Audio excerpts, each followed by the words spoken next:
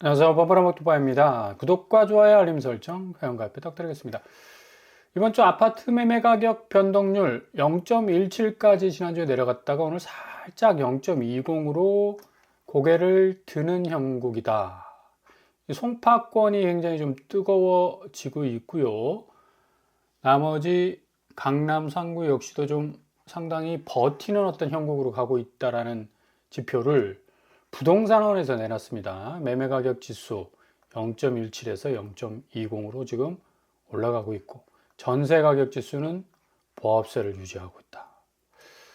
이거 좀 약간 고개를 좀 갸우뚱하게 하는 또 지표가 발표가 됐는데, 이 매매가격 지수가 11월 셋째 주 0.20 상승해서 소폭 확대가 됐다라는 얘기. 이거 상승폭이 둔화한 지 이제 4주 만에 다시 궤적을 바꾸고 있다라는 얘기가 될 수가 있는데, 일단 부동산원의 해석은 관망세가 지속이 된다. 근데 간간히 상승 거래가 체결이 되면서 그 상승 거래가 전체적인 어떤 집값을 들어올리는 형국으로 가고 있다. 이것도 지금 인구 1,000만이 살고 있는 서울만 따져 보더라도 거의 거래량이 한 달 거래량이 600건에 그칩니다. 근데 그 600건 안에서 최고가 거래 몇몇 건수가 나와가지고 집값을 전체적으로 견인한다.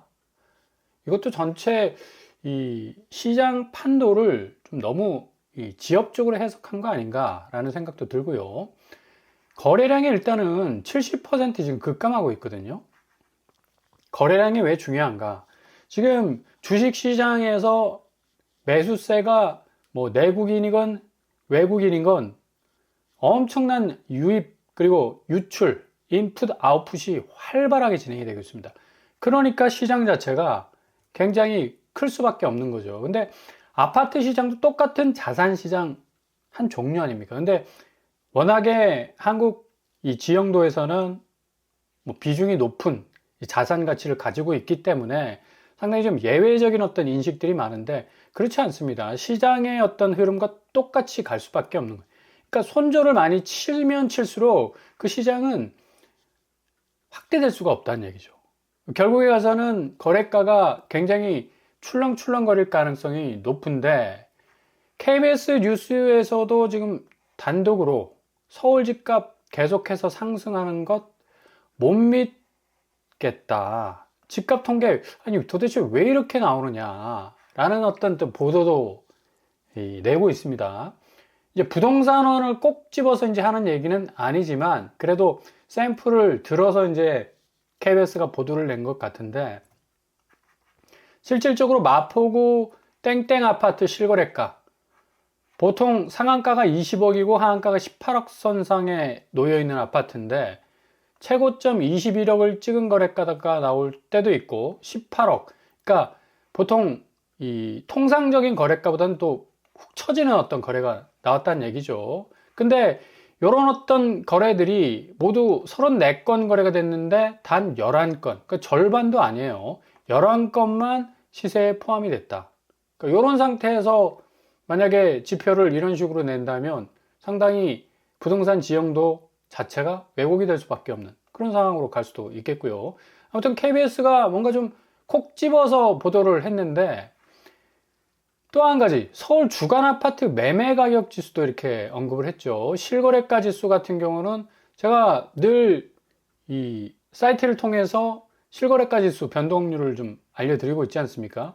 굉장히 현장에서 그냥 거래가만 알아보는 차원하고 실제로 급매로 나와서 빨리 거래된 그 거래가들은 상당한 차이가 있거든요. 135.1, 110.1, 그리고 더 떨어져 평균치보다. 그죠?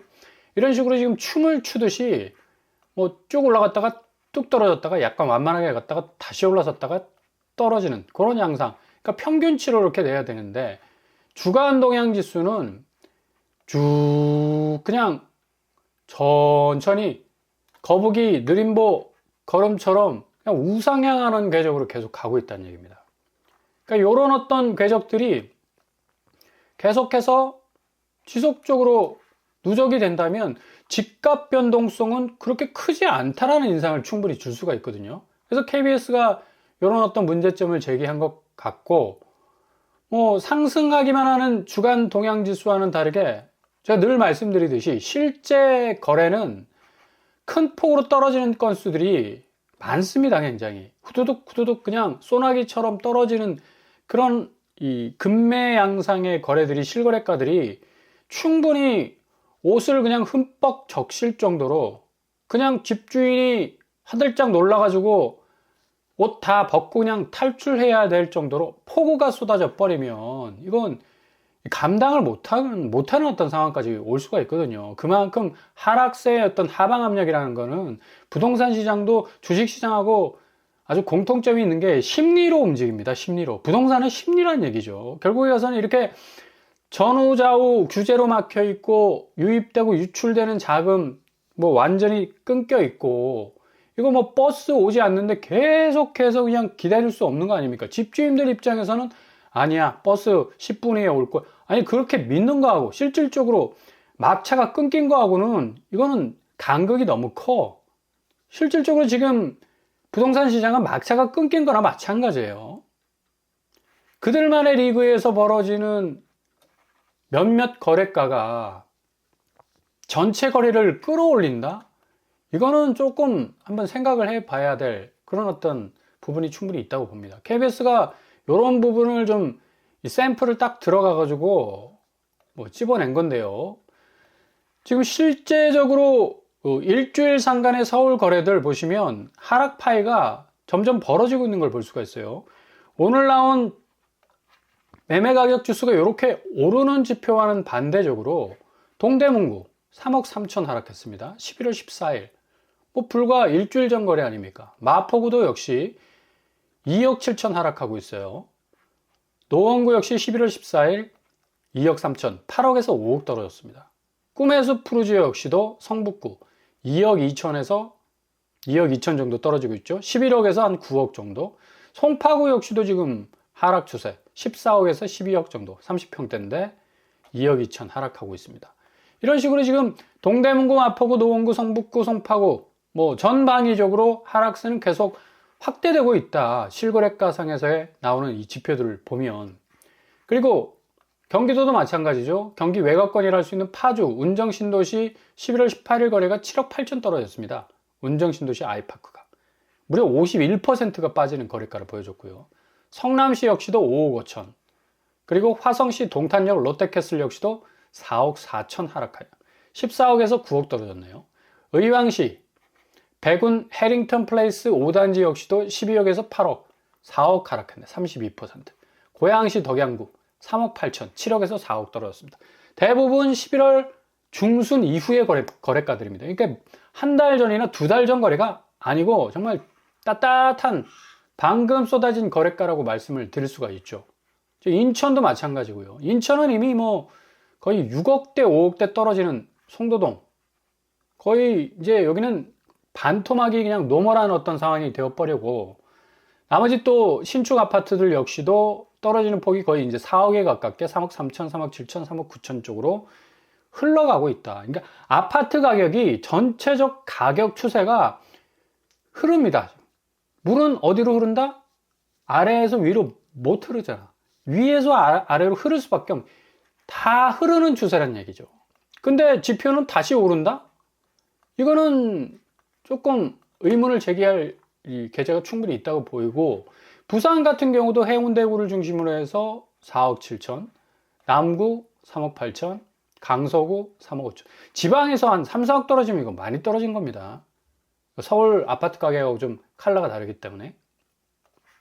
대구도 수성구를 중심으로 해서 5억 8천, 그리고 5억 2천, 4억 7천, 4억 4천.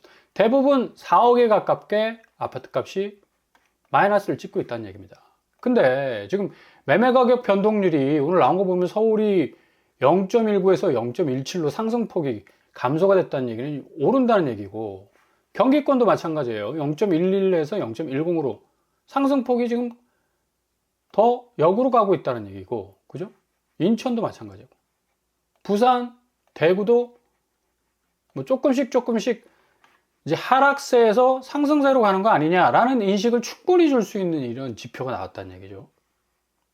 그러니까 결국에 와서는 아까 KBS에서 말한 이 샘플들, 결국 상한가와 하한가의 평균치가 나와야 되는데 그 상한가만 딱 집어가지고 낼 가능성도 높다는 얘기고, 지금 뭐 실거래가 지수 굉장히 변동폭이 큰데 주간 동향 지수는 또 그냥 쭉 하고 올라가는 어떤 느낌적 느낌을 주기 때문에 상당히 좀 시장으로서는 판단하기 힘든 그런 어떤 상황이지 않는가라고 볼 수가 있습니다. 실질적으로 이제 부동산 문을 딱딱 두드리고 들어가 보면 대부분 부동산 사장님들은 집주인들의 열화와 같은 성원에 힘입어서 호가세 죽어도 안 내리죠.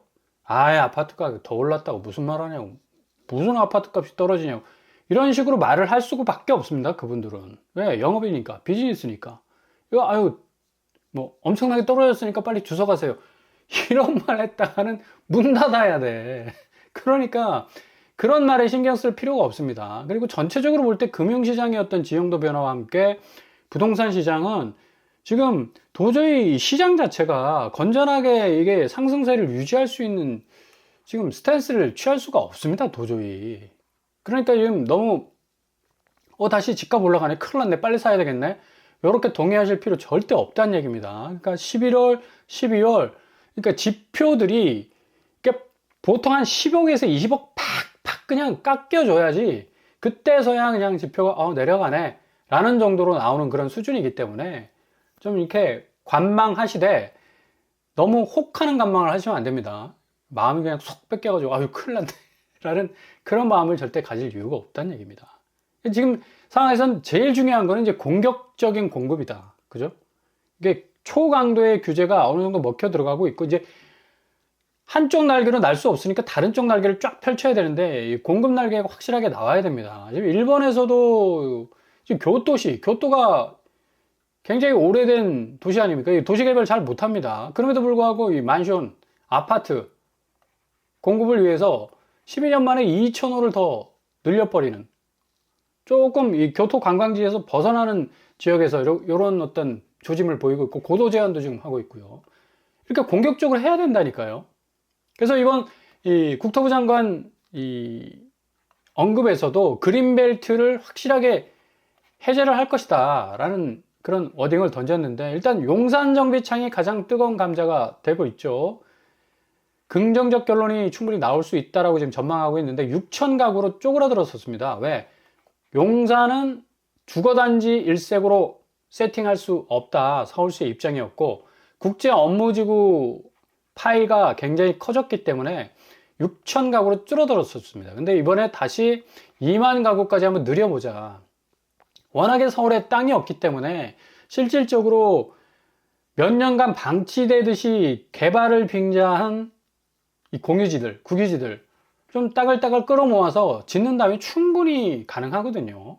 주변에 뭐 이렇다 할 건물들이 우뚝우뚝 서 있는 곳들이 아니지 않습니까? 그런 어떤 유휴부지들 같은 경우는 일단 용산역하고 가까운 거의 뭐 미니 도시가 되죠. 국제 업무 도시가 확실하게 들어서게 된다면, 여기에 한 2만 가구 딱딱 들었으면 뭐 주거단지와 국제 업무 도시와의 어떤 굉장히 이 소통이 되는 굉장히 멋진 도시로 또 이 탈바꿈이 될 가능성도 높은데, 아무튼 서울시와 국토부의 어떤 이 협력이 어느 정도 좀 잘 진행이 될 것인가 지켜봐야 될 그런 어떤 대목이고요. 주택 공급 부분에서 또 이제 국방부 장관까지 참석시켜서 태릉CC가 군부지 여기 골프장 아닙니까?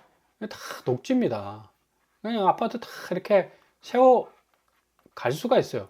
그러니까 서울에 부족한 어떤 공급분을 충분히 여기서 해소시킬 수 있는 방안이 있을 수 있고, 그리고 대부분 그린벨트 지역을 다 해제를 하게 되면 특별히 서울 서리풀 지역은 2만 가구가 들어설 수 있는 67만 평, 어마무시하죠. 대체적으로 서울 강남구 쪽에 이 숲세권들을 조금 해제를 하게 된다면 굉장히 그래도 쏠쏠한 도심 입지에서 경쟁력 있는 가격 경쟁력을 말하는 겁니다. 확실히 진입비용 허들을 낮추고 입지도 뭐 서초구면 뭐 끝판왕 아니겠습니까? 이런 곳에 공격적 공급이 좀 나와줘야만이 확실히 지금 부동산 시장이 꺾이고 있다라는 어떤 분명한 어떤 시세 변화 이끌어낼 수 있을 것으로 보이고요. 그리고 지금 이런 식으로 계속 부동산원에서 오늘 발표한 대로 야금야금 상승세로 다시 돌려 세우는 어떤 방향이 계속된다면 이제 뭐 보유세 때려야죠. 2억 8천 양도세, 7억 5천 물을 수 있는, 이렇게 돼버리면 자기 집 안 내놓을 수가 없습니다. 다주택자 중과 유예 종료시, 그러니까 내년 6월에 종료가 됩니다. 3주택 중과는 30% 중과가 되기 때문에 양도가액 15억 동일하게 딱 가정을 한다면 결국에 가서는 30% 중과와 그냥 일반 양도는 총 세액에서 2억 8천 내던 사람이 이제 7억 5천 48만 원을 내야 됩니다. 야, 이거 거의 5억이 더 늘어버리죠. 세금 부분에서. 자, 내년 6월까지 이런 어떤 양도세 중과가 딱 스타트가 되기 때문에 다주택자들이 집을 안 내놓겠습니까? 이미 30% 중과 스타트 끊었는데 그게 나왔잖아요. 26년 5월까지 유예기간을 뒀습니다. 그러니까 유예기간 동안 집을 내놓으라는 얘기입니다. 실질적으로 재고주택 안 풀리면 집값 못 잡죠.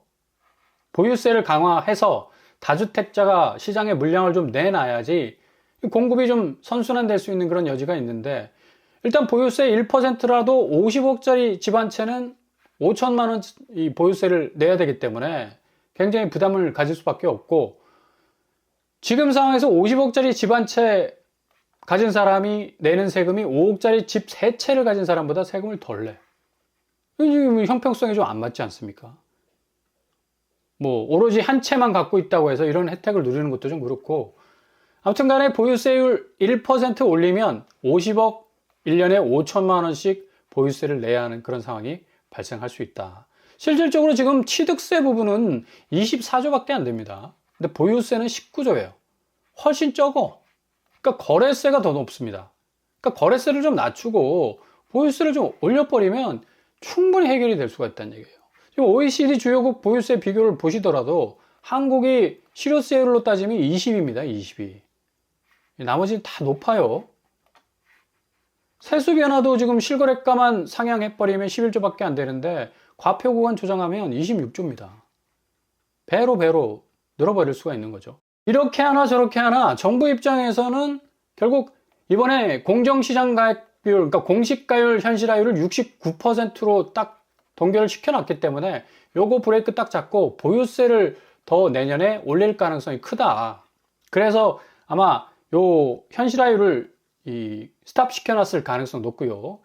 이렇게 된다면 결국 고가주택은 굉장히 이 증세 부분에서 부담을 느낄 가능성 높고, 실질적인 뭐 공시가 6억 원 이하 1주택 실거주자들은 뭐 거의 영향을 안 받을 겁니다. 대신 무주택자는 이제 보유세 인상으로 인한 전월세 상승으로 이어질 가능성 높은데, 근데 뭐 정가 부분은 그닥 그렇게 아파트 전세로 들어가지 않고서는 그렇게 크게 뭐 여파를 미칠 가능성은 없다고 보여지고요.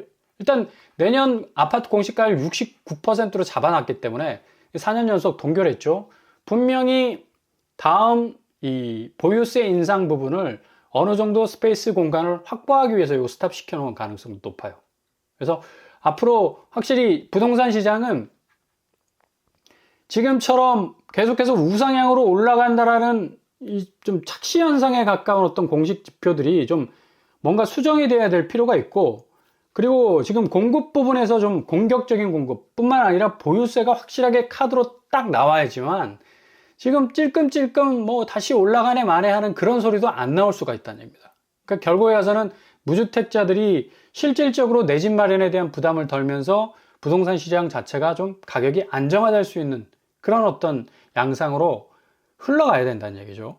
그래서 이런 부분들을 좀 잘 살펴보시면서 일단은 내년 6월까지, 그러니까 올해 연말 지나고 상황 보면서 다주택자들이 그냥 투매하듯이 집을 내놓을 가능성 어느 때보다도 높습니다. 이런 양상으로 계속 지표가 나온다면 결국에 가서는 뭐 최후의 카드를 쓸 수밖에 없지 않습니까? 그러니까 무주택자로서는 향후 6개월이 가장 중요합니다. 그 포인트를 좀 잘 짚어 나가시면서 저점에서 잡는 사람이 승자입니다. 잘 지켜보시면서 기회를 잡아 나가실 수 있길 바랍니다.